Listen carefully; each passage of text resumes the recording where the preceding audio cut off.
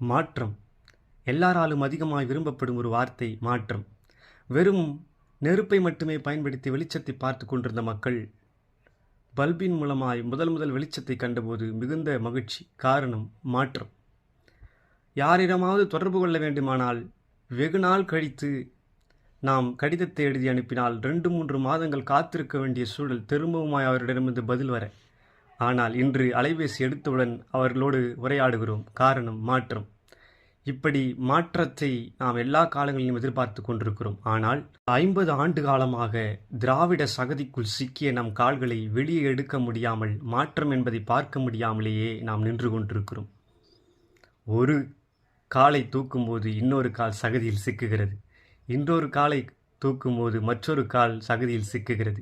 திமுக, அதிமுக என்று நாம் மாறி மாறி சிக்கிக் கொண்டிருக்கிறோம்.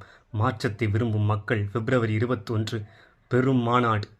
நாம் தமிழர் கட்சி நடத்தும் இந்த மாநாட்டில் மாற்றத்தை விரும்பும் மக்கள் நாம் அனைவரும் ஒன்று கூடுவோம். இதுவரை நம்மை சாதிய சகதிக்குள், வறுமை என்ற பிடிக்குள் சிக்கி வைத்திருந்த திராவிட ஆட்சிகளை ஒழிப்பதற்கு மாற்றத்தை விரும்பும் மக்களாய் நாம் ஒன்றுபடுவோம். நன்றி, வணக்கம். மாற்றத்தை விரும்பும் மக்களின் மாநாடு. மாறுவோம், மாற்றுவோம். இது மாற்றத்திற்கான எளிய மக்களின் புரட்சி.